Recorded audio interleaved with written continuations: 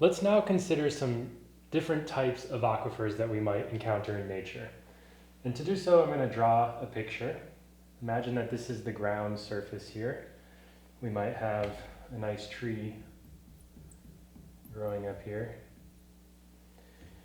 And imagine that at some depth, there are stratigraphic beds, such as a shale, for example.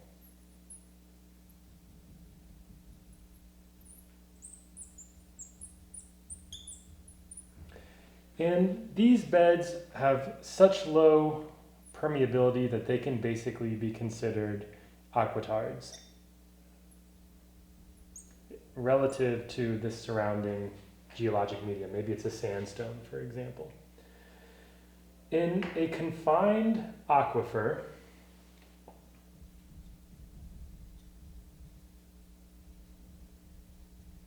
the water table is trapped below an aquitard. So there's water in here.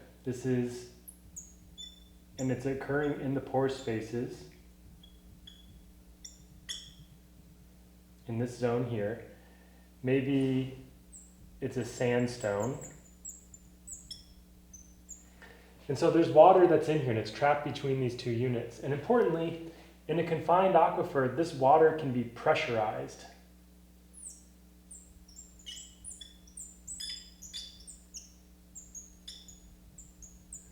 And the way that we can measure the pressure of this water is, again, by drilling down. So you could imagine drilling into the subsurface here.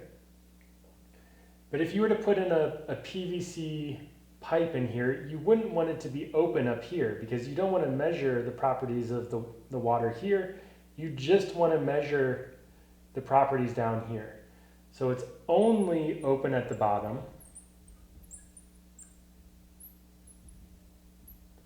And this particular pipe in the ground is known as a piezometer. Piezometer. And it's measuring at this point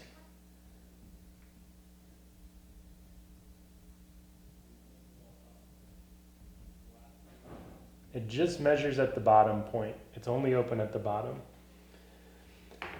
I want to contrast this with an unconfined aquifer.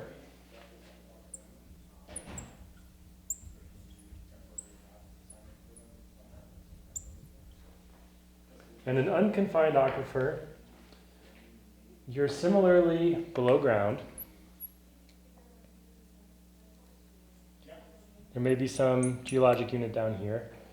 But the important thing is that there's a water table here, and there's no confining layer above it.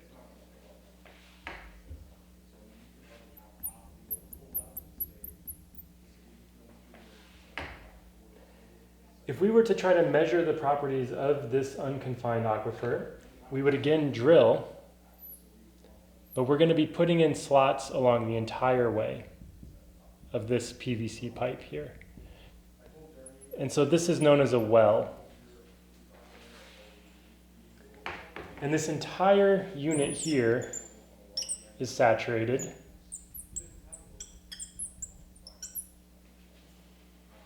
Here. And the upper surface here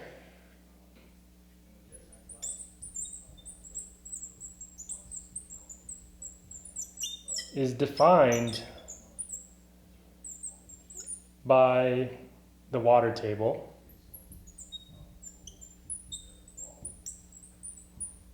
It's at atmospheric pressure.